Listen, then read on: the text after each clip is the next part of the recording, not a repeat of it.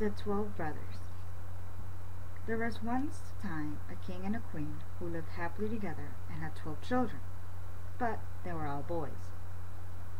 Then the king said to his wife, "If the 13th child which thou art to bring into the world is a girl, the 12 boys shall die, in order that her possessions may be great, and that the kingdom may fall to her alone." He caused likewise 12 coffins to be made, which were already filled with shavings, and in each lay little pillows for the dead. And he had them taken into a locked-up room, and then he gave the queen the key of it, and bade her not to speak of this to anyone. The mother, however, now sat and lamented all day long, until the youngest son, who was always with her, and whom she had named Benjamin from the Bible, said to her, "Dearest mother, why art thou so sad?" "Dearest child," she answered, I may not tell thee." But he let her have no rest until she went and unlocked the room, and she showed him the 12 coffins ready filled with shavings. Then she said, "My dearest Benjamin, thy father has had these coffins made for thee and for thy 11 brothers, for if I bring a little girl into the world, you are all to be killed and buried in them." And as she wept while she was saying this, the son comforted her and said, "Weep not, dear mother, we will save ourselves and go hence." But she said, "Go forth into the forest with thy 11 brothers, and let one sit constantly on the highest tree which can be found, and keep watch, looking towards the towers here in the castle. If I give birth to a little son, I will put up a white flag, and then you may venture to come back. But if I bear a girl, I will hoist a red flag, and then fly hence as quickly as you are able, and may the good God protect you. And every night I will rise up and pray for you, in winter that you may not be able to warm yourselves at a fire, and in summer that you may not faint away in the heat." After she had blessed her sons, therefore, they went forth into the forest. They kept watch in turn, and sat in the highest oak, and looked towards the tower. When 11 days had passed, and the turn came to Benjamin, he saw that a flag was raised. It was, however, not the white, but the blood-red flag which announced that they were all to die. When the brothers heard that, they were all very angry, and said, "Are we all to suffer death for the sake of a girl? We swear that we will avenge ourselves. Wheresoever we find a girl, her red blood shall flow." Thereupon they went into the forest, and in the midst of it, where in the darkest, they found a little bewitched hut, which was standing empty. Then said they, "Here we will dwell, and thou, Benjamin, who art the youngest and weakest, thou shalt stay at home and keep house. We others will go out and get food." Then they went into the forest and shot hare, wild deer, birds, and pigeons, and whatsoever there was to eat. This they took to Benjamin, who had to dress it for them in order that they might appease their hunger. They lived together 10 years in the little hut, and the time did not appear long to them. The little girl which their daughter the queen had given birth to was now grown up. She was good of heart and fair of face, and had a golden star on her forehead. Once, when it was the great washing, she saw 12 men's shirts among the things, and asked her mother, "To whom do these 12 shirts belong? For they are far too small for father." Then the queen answered with a heavy heart, "Dear child, these belong to thy 12 brothers." Said the maiden, "Where are my 12 brothers? I have never yet heard of them." She replied, "God knows where they are wandering about the world." Then she took the maiden and opened the chamber for her, and showed her the 12 coffins with the shavings, and the pillows for the heads. "These coffins," said she, "were destined for thy brothers, but they went away secretly before thou wert born." And she related to her how everything had happened. Then said the maiden, "Dear mother, weep not, I will go and seek my brothers." So she took the 12 shirts and went forth, and straight into the great forest. She walked the whole day, and in the evening she came to the bewitched hut. Then she entered it, and found a young boy who asked, "From whence comest thou, and whither art thou bound?" and was astonished that she was so beautiful, in royal garments, and had a star on her forehead. And she answered, "I am a king's daughter, and I am seeking my 12 brothers, and I will walk as far as the sky is blue until I find them." Likewise she showed him the 12 shirts which belonged to them. Then Benjamin saw that she was his sister, and said, I am Benjamin, thy youngest brother. And she began to weep for joy, and Benjamin wept also, and they kissed and embraced each other with the greatest love. But after this he said, Dear sister, there is still one difficulty. We have agreed that every maiden who we shall meet shall die, because we have been obliged to leave our kingdom on account of a girl.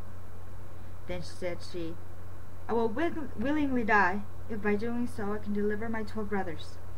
No, said he, thou shalt not die.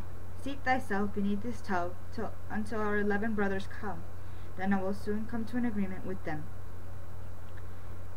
She did so, and when it was night, the others came from hunting, and their dinner was ready. And as they were sitting at the table and eating, they asked, What news is there? Said Benjamin. Don't you want anything? No, they answered. He continued, You have been in the forest, and I have stayed at home, yet I know more than you do. Tell us then, they cried. He answered, But promise me that the first maiden who meets us shall not be killed. Yes, they all cried. She shall have mercy, only do tell us. Then said he, Our sister is here.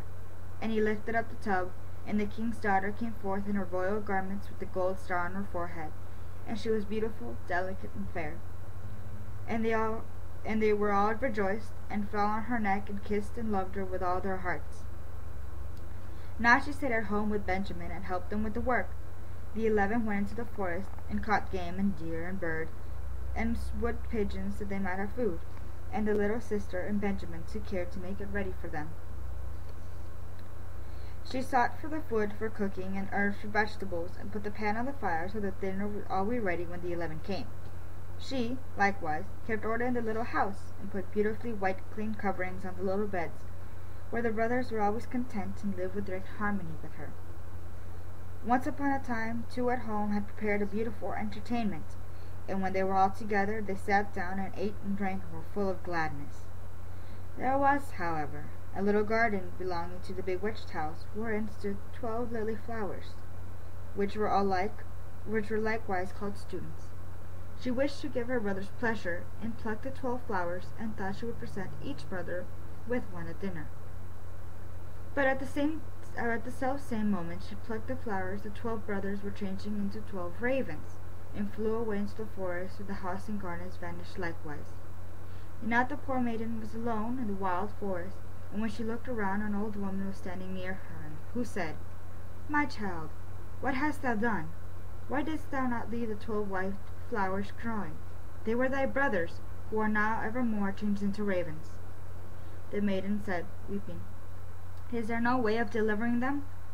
No, said the woman, there is but one in the whole world, and that is so hard that thou wilt not deliver them by it. For thou must be dumb for 7 years, mayst not speak or laugh. If thou speakest one single word, and only an hour of the 7 years is waiting, all is vain, and thy brothers will be killed by the one word. Then said the maiden with her heart, I know with certainty that I shall set my brothers free, and went and sought a high tree, and seated herself in it and span, and neither spoke nor laughed.